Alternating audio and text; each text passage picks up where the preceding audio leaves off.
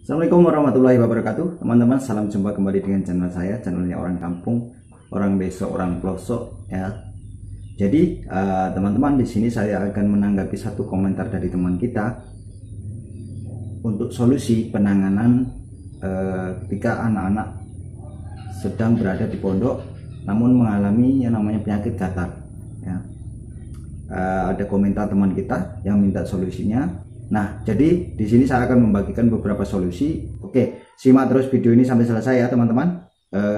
Saya akan membagikan tip tradisional, tip obat-obatan yang ada di alam, yang ada di sekitar kita. Saya akan bagikan. Simak terus videonya sampai selesai ya. Jangan di skip supaya teman-teman tahu caranya untuk penanganannya. Ini dia.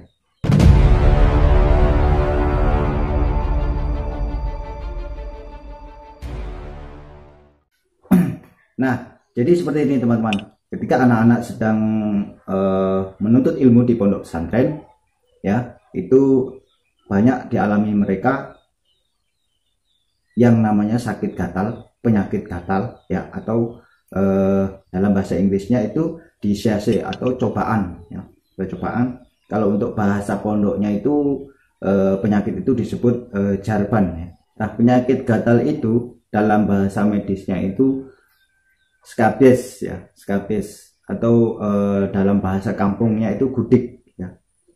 Bahasa umumnya ya, bahasa umumnya itu gudik. Nah, jadi teman-teman, ada beberapa jenis obat-obatan tradisional yang bisa kita lakukan, yang bisa kita gunakan untuk mengobati atau mengurangi rasa gatal pada anak yang terdapat yang mengalami di pondok pesantren. Jadi kita nggak perlu panik, nggak perlu bingung. Saya punya solusinya, beberapa obat tradisional yang bisa saya rekomendasikan untuk teman-teman. Jadi disitulah teman-teman, saya lebih suka yang namanya pengobatan tradisional, karena kalau untuk tradisional itu minim ya, minim yang namanya efek samping. Jadi seperti sekarang ini ya teman-teman, kita bisa melihat di pemberitaan ya, di pemberitaan sekarang itu marak ya, masih sering kita dengar dibincangkan masalah penyakit gagal ginjal akut ya. Gagal ginjal akut pemicunya adalah sirup-sirup kimia ya, dari bahan kimia yang sekarang sudah berapa produk yang sudah disita oleh pemerintah ya. Jadi kita harus lebih waspada dan lebih berhati-hati lagi. Sebenarnya kalau gudik itu sendiri teman-teman, itu biasanya itu dari kuman atau dari kutu ya. Kutunya itu sangat lembut sekali, sejenis ketungau ya, sejenis tungau, tapi dia itu sangat lembut ya, bisa dilihat dengan kaca pembesar atau mikroskop ya. Jadi ada cara untuk mengobatinya secara tradisional ya. Yang pertama teman-teman bisa menggunakan cuka apel ya. Kalau ada, teman-teman bisa cari menggunakan cuka apel. Kita hanya perlu beberapa tetes, kemudian kita oleskan di bagian yang terdapat gatal atau gudik tersebut. Itu caranya sangat mudah sekali. Nah, untuk yang kedua teman-teman bisa menggunakan jahe, terus juga beras putih, gula merah. Bisa diusahakan gula merah bisa menggunakan gula aren ya.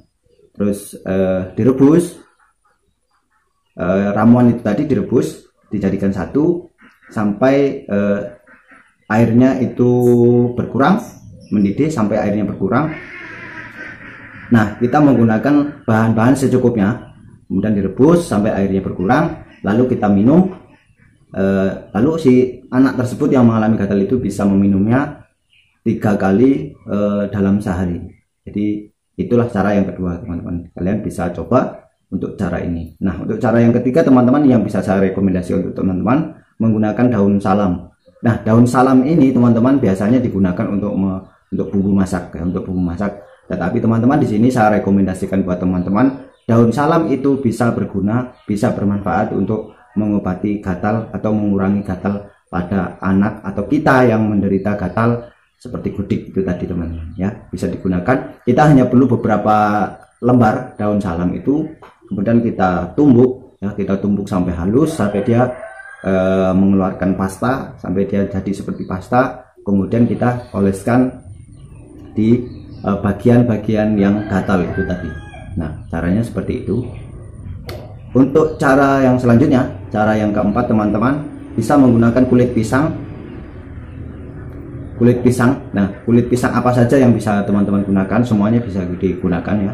Kalau bisa ya kulit pisang kepok atau pisang Ambon yang kulit pisangnya lebih tebal, kita ambil di bagian dalam kulit pisangnya itu ya.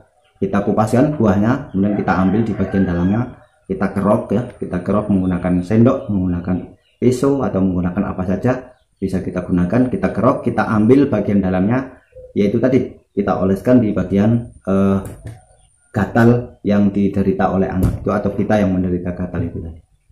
Nah, itu cara yang kelima ya. Cara yang keempat itu tadi ya. Cara yang keempat. Untuk cara yang kelima kita bisa menggunakan lidah buaya. Nah, tanaman lidah buaya ini biasa kita temukan di sekitar kita banyak ya yang tanam. Kita bisa cari tanaman lidah buaya. Kita hanya perlu gelnya. Kalau nggak ada lidah buaya, teman-teman bisa membeli salep ya di toko obat, membeli salep yang ada kandungannya lidah buaya ya. Itu saran saya, itu bisa digunakan. Kita oleskan di bagian-bagian yang gatal itu tadi ya, teman-teman bisa gunakan cara itu. Nah, untuk cara yang keenam, teman-teman bisa menggunakan minyak kelapa ya. Minyak kelapa itu diyakini bisa untuk membunuh bakteri sehingga gatal-gatal itu tadi bisa sembuh, bisa teratasi. Jadi kita bisa menggunakan sedikit minyak kelapa, kita gunakan, kita oleskan di bagian yang gatal-gatal itu tadi. Selanjutnya teman-teman bisa menggunakan daun kemangi ya. Cara selanjutnya bisa menggunakan daun kemangi. Menggunakan daun kemangi ini bisa dengan cara seperti kita menggunakan daun salam itu tadi ya. Bisa menggunakan daun kemangi, kita tumbuk halus ya, kemudian kita oleskan di bagian yang terkena gatal itu tadi atau gudik itu tadi ya. Caranya itu sangat mudah sekali. Nah, untuk cara selanjutnya teman-teman bisa menggunakan minyak tawon ya. Minyak tawon bisa kita dapatkan di toko-toko obat, insya Allah ada yang jual ya. Kita cari, kalau tidak ada kita nggak perlu menggunakan itu ya. Bisa menggunakan cara yang lain ya. Kita cari minyak tawon, bisa kita teteskan di bagian-bagian yang terkena gudik. Itu caranya mudah sekali. Nah, untuk cara selanjutnya teman-teman, saya rekomendasikan, saya tambahkan satu cara lagi yang bisa kalian gunakan. Bisa kalian cari tanaman yang namanya tanaman daun ketepeng. Kalian bisa lihat di di video saya sebelumnya, itu sudah ada penjelasan masalah masalah untuk mengatasi yang namanya gatal atau kurap ya, gudik. Nah, semacamnya itu bisa menggunakan daun ketepeng. Caranya itu mudah, kita bebek halus ya, kita tumbuk halus sebelum kita mandi ya. Sebelum kita mandi kita gosok di bagian yang gatal itu tadi, kita gosok-gosokkan menggunakan daun ketepeng. Karena biasanya kalau menggunakan daun ketepeng itu menggunakannya biasanya sebelum mandi, karena daun ketepeng itu baunya sangat langu ya, langu banget lah pokoknya baunya. Jadi bisa kita gunakan daun itu. Nah, teman-teman ya, bisa mendapatkan daun ketepeng. Biasanya daun ketepeng itu tumbuh di tepi-tepi rawa ya, biasanya ada, atau mungkin ada juga di tepi-tepi kolam, biasanya ada juga. Tapi kalau di daerah kami itu banyak sekali, masih banyak ya tanaman ketepeng yang tumbuh liar, bisa kita dapatkan. Nah, jadi itulah teman-teman ya, beberapa cara yang bisa saya rekomendasikan buat teman-teman semuanya ya. Selalu istiqomah ya, insya Allah penyakit gatal itu bisa teratasi dengan cara yang saya rekomendasikan ini ya. Yaitu salah satu cobaan anak-anak berada di pondok pesantren ya, salah satu cobaan. Lalu istiqomah lah teman-teman semuanya, berusaha mencari obatnya secara tradisional, insya Allah bisa teratasi ya. Nggak apa-apa, itu biasalah ya, itu umum. Nah, namanya gudik itu umum ya. Apalagi di pondok pesantren, di asrama itu kan banyak temannya, banyak teman. Terkadang satu teman yang kena nanti lama-lama nular dari teman yang satu ke teman yang lain. Karena apa? Biasanya kan apa namanya, baik itu dari anduk yang habis dipakai, atau mungkin sabun, atau mungkin penggosok badannya, mungkin dari situ juga kita juga nggak tahu ya.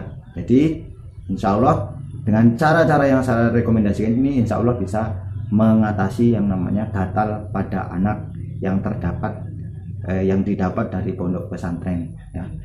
Jadi itu saja ya teman-teman yang bisa saya sampaikan. Mudah-mudahan ini bisa sedikit memberi manfaat untuk kita semua ya. Terima kasih sudah simak videonya. Assalamualaikum warahmatullahi wabarakatuh. Salam sehat selalu.